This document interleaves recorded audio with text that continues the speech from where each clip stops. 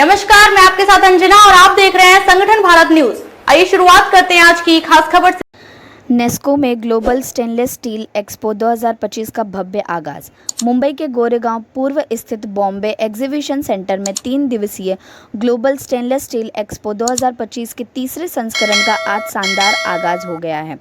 इस महत्वपूर्ण एक्सपो में भारत सहित विदेशी की कई प्रमुख कंपनियों ने हिस्सा लिया है, जिसमें 10,000 से अधिक हितधारकों, उद्योग विशेषज्ञों, नीति निर्माताओं और वैश्विक प्रतिनिधियों की उपस्थिति दर्ज की गई। इस स्टेनलेस स्टील एक्सपो में प्रमुखता से स्टेनलेस स्टील उद्योग से जुड़े जिंदल कंपनी के सीईओ रतन जिंदल के हाथों एक्सपो का शुरुआत किया गया। इस मौके पर जिंदल कंपनी के सीईओ ने मीडिया से बातचीत करते हुए ग्लोबल स्टेनलेस स्टील एक्सपो के बारे में जानकारी दी। इसके अलावा मुंबई धारावी प्रोजेक्ट के सीईओ CVR श्रीनिवास ने भी मीडिया से बातचीत की। मुंबई के गोरेगांव से प्रमोद कुमार की रिपोर्ट। जी सर, प्लीज पूछिए।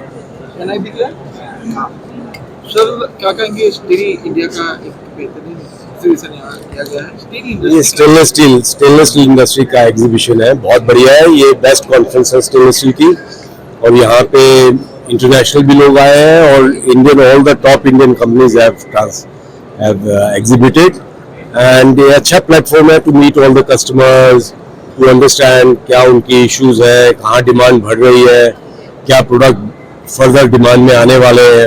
It's a good platform for industrialist, entrepreneurs and user industry to come and meet.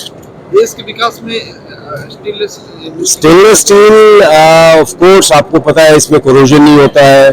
So coastal area में जो भी हमारे ब्रिजेस और बिल्डिंग्स बनती है कोरोजन बहुत फास्ट लगता है, तो स्टेनलेस स्टील बहुत फास्ट ग्रो कर रही है। Elevators, escalators, all the railings are now stainless steel because stainless steel होने से पेंट की जरूरत नहीं है and this is everlasting, 50, 60, 70 years life है अगर आप मेंटेन करें। तो इसलिए stainless steel usages are growing very fast. It should continue to grow 8-10% because India is still a very small base. अभी भी हमारी कंजम्पशन बहुत कम है, पर कैपिटा 2.53 kgs है, जो कि डेवलप्ड कंट्रीज में 8 to 9, 10 kgs है। तो India has to grow to those levels और डिमांड धीरे धीरे कंट्री में बढ़नी चाहिए। ज्यादातर मोबिलिटी में जो है स्टील का इस्तेमाल ज्यादा होने लगा है। स्टेनलेस स्टील का, आप स्टेनलेस स्टील बोलिए।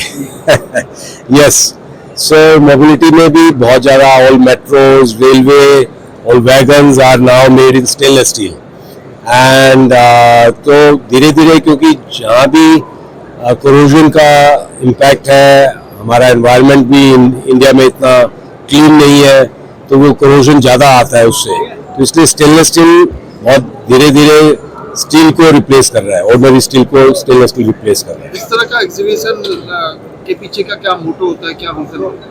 वो मैंने अभी आपको बताया पहले भी कि इसी प्लेटफॉर्म पे सब लोग आके मिलते हैं, यूसेजेस देखते हैं और सब देखते हैं। Thank you. Stainless steel summit जो है जरिए आए थे, वो कॉन्फ्रेंस को एड्रेस किया था मैंने, उनको मैंने 2 चीज़ें बताई। भारत सरकार जिस तरीके से मेक इन इंडिया को प्रमोट कर रहे हैं और जिस तरीके से सपोर्ट कर रहे हैं, उसमें से उसका फायदा जो पब्लिक को मिलना हो और इंडस्ट्री को मिलना हो, 2 चीज़ें करनी पड़ेगी। एक, एडेप्टेशन करना पड़ेगा, उनको एडजस्टमेंट करना पड़ेगा का। उदाहरण मैंने दिया था कि अभी भी बोलता हूँ कि इंडस्ट्री 4.0 के स्टैंडर्ड का एडेप्टेशन करना। दूसरी चीज़ अहम चीज़ है कि इनोवेशन।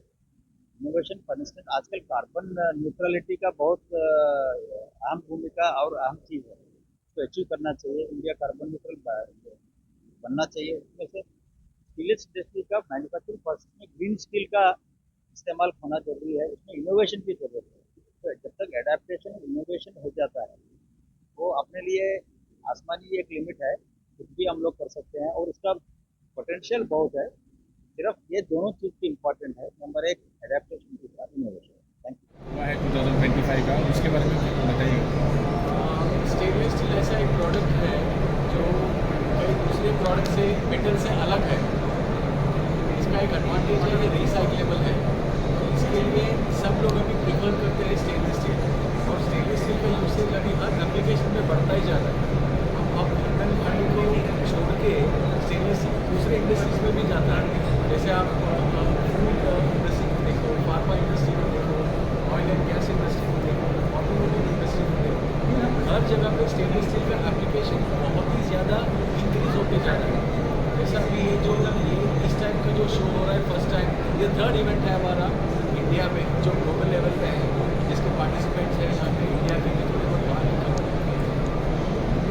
सेक्टर्स को हमारा आइडिया यही है, हमारा मोटो यही है कि I am for stainless steel. हम लोग इस सेक्टर्स को और इंक्रीज करना चाह रहे हैं।